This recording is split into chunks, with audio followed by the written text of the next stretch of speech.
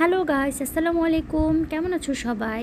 অনেক দিন পরে আজকে একটি মজার রেসিপি নিয়ে এলাম, আলু দিয়ে গরম গরম কলিজি ভুনা। তো চলো আমরা কিভাবে রান্না করেছি দেখে ফেলি। আমি প্রথমে কলিজি নিয়েছি, সেখানে পেঁয়াজ দিয়েছি, আদা রসুন বাটা দিয়েছি, লবণ দিয়ে দিলাম, হলুদ গুঁড়ো দিলাম, মরিচ গুঁড়ো দিলাম, তেল দিয়ে দিলাম। আর তেল আমি অবশ্য পরে এড করেছি, তার আগে এখানে আমি গরম মশলা আর জিরে গুঁড়ো দিয়েছি। এরপরে সেখানে দিয়ে দিলাম তেল।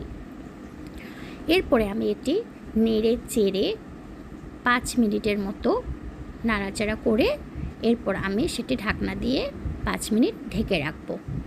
দেখো ভালো করে নাড়ানো হয়ে গেছে। এরপর আমি ঢাকনা দিয়ে পানি দেওয়ার আগে এটি আমি ঢেকে রাখবো। 5 মিনিট পরে এটিতে আমি পানি এড করে দেব। পানি এড করার পরে আবার একটু নেড়ে চেড়ে দিয়ে সিদ্ধ বসিয়ে দেব। প্রায় 15 থেকে 20 মিনিট পরে দেখো আমি এসে দেখলাম এটি খুব সুন্দর সিদ্ধ হয়েছে। এরপর আমি সেখানে দিয়ে দিলাম আলু।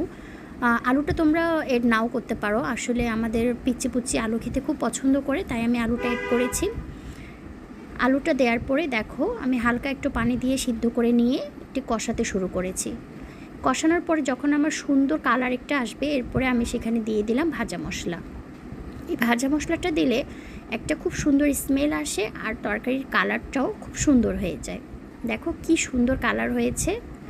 এরপরে আমি এটি আরও কিছুক্ষণ কষিয়ে নিব। দেখো কি সুন্দর কষানো হয়েছে। হালকা ঝোল করার জন্য আমি এর মধ্যে দিয়ে দিব একটু পানি। দেখো অল্প একটু পানি দিয়ে আমি 5 মিনিট ঢেকে রেখেছিলাম। পানিটি যখন হালকা শুকিয়ে আসবে তখন আমি সেটি অফ করে দেব। আর যে কোনো তরকারিতে আলু থাকলে একটু আগেই অফ করা ভালো, কারণ আলু থাকলে তরকারির ঝোলটা টেনে নেয়। দেখো কি সুন্দর হয়েছে। সো তোমরাও ট্রাই করতে পারো। আজ আল্লাহ।